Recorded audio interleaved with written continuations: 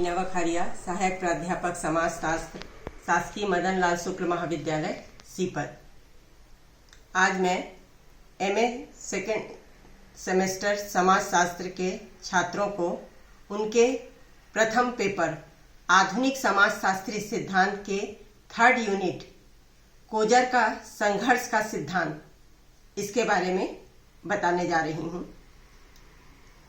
प्रत्येक समाज जहाँ पर सहयोग और संघर्ष दोनों पाया जाता है, सहयोग जो समाज में एकीकरण या संगठन की स्थिति को बढ़ावा देता है, तो वहीं दूसरी तरफ संघर्ष, दमन, हिंसा, विरोध, कटुता इत्यादि भावनाओं को विकसित करता है।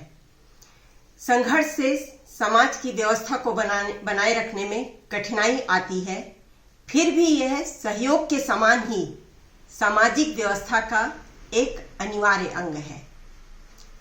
इतिहास इस बात का गवाह रहा है कि प्रत्येक समाज तथा समाज के प्रत्येक युग में संघर्ष किसी न किसी रूप में मौजूद रहा है।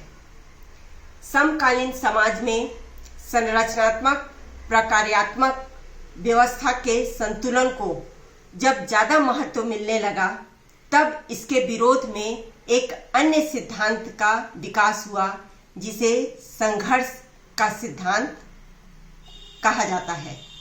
और यह सिद्धांत विकसित समाजशास्त्र की एक प्रमुख शाखा बन गया।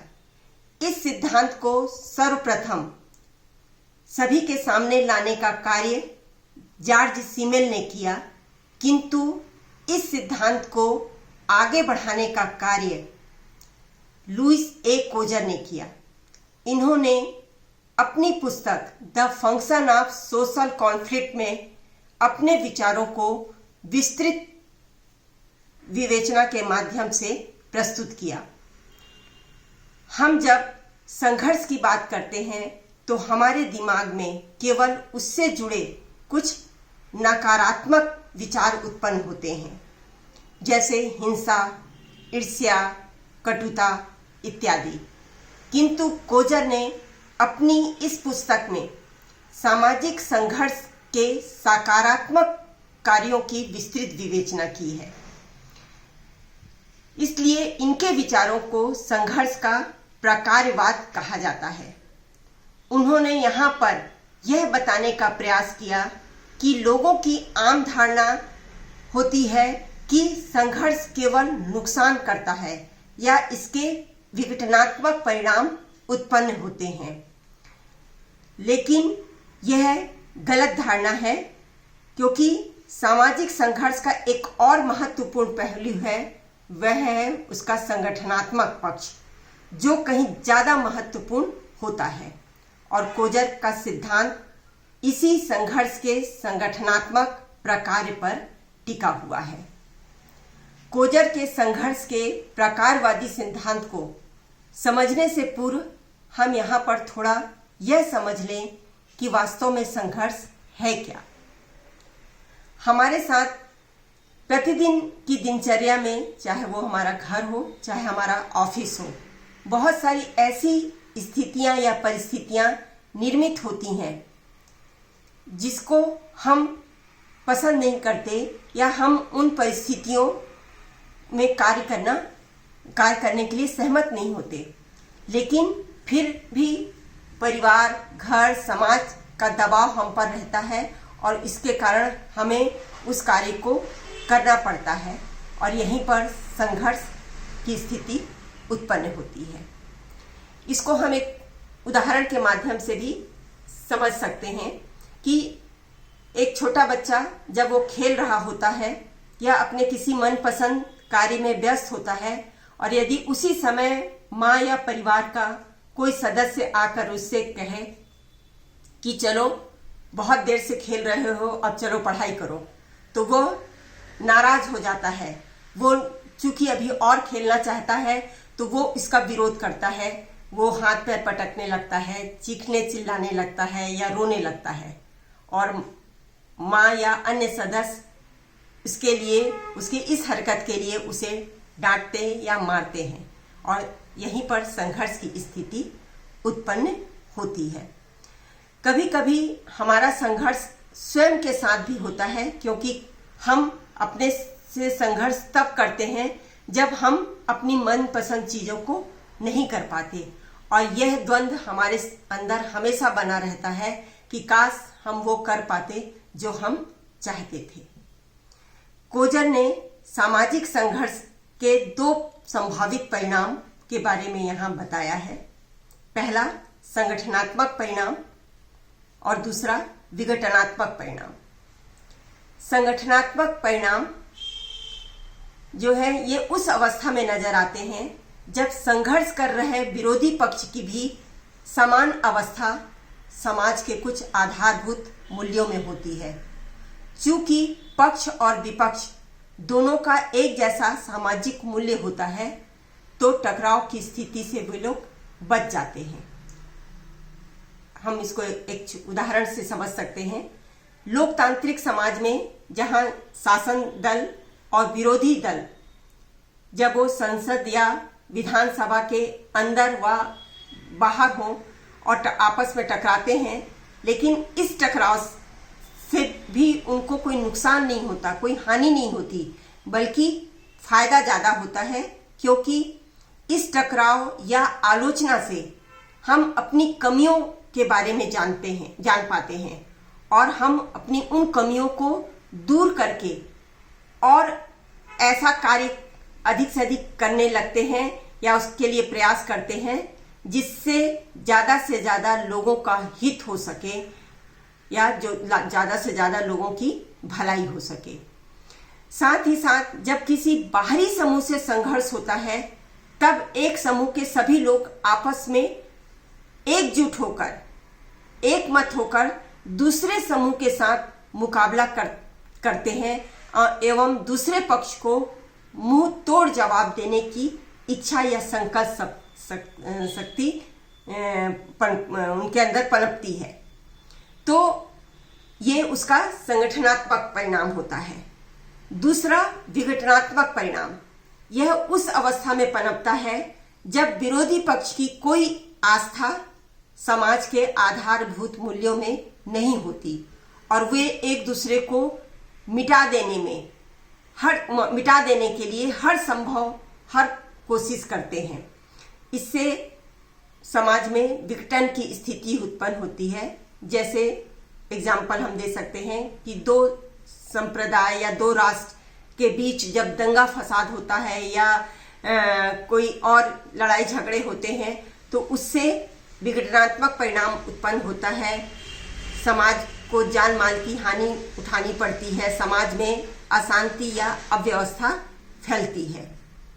कोजर कहते हैं कि हम यदि संघर्ष के इन अकार्य को इसमें से निकाल दें, तो संघर्ष जो है वो समाज या समूह के लिए हितकर होगा, उससे समाज को कोई नुकसान नहीं होगा। कोजर ने संघर्ष के 2 प्रकार बताए हैं, एक यथार्थवादी संघर्ष और दूसरा अयथार्थवादी संघर्ष। यथार्थवादी संघर्ष, इसमें 2 पक्ष या समूह जो होते हैं वो अपने किसी उद्देश्य या लक्ष्य को प्राप्त करने के लिए एक दूसरे से संघर्ष करते हैं, लेकिन वो किसी भी तरह से एक दूसरे को कोई नुकसान नहीं पहुंचाते, बल्कि अपनी कमियों को जानकर उन कमियों को और दूर करने का प्रयास करते हैं और अपनी स्थिति को और मजबूत करने की कोशिश करते हैं। दूसरा अयथार्थवादी संघर्ष, इसमें एक पक्ष जो है वो दूसरे पक्ष या दूसरे समूह या दूसरे व्यक्ति को नीचा दिखाने की कोशिश करता है।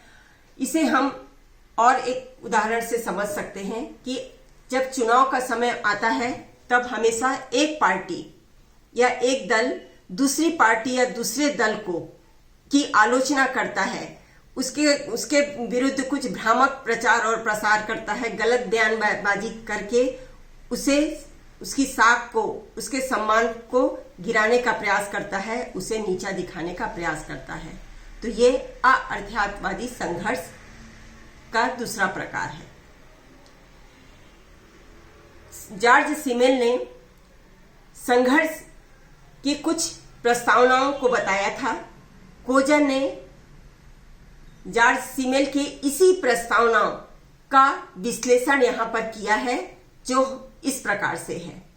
पहला, संघर्ष के द्वारा सामूहिक चेतना एवं समूह सीमाएं बनी रहती हैं।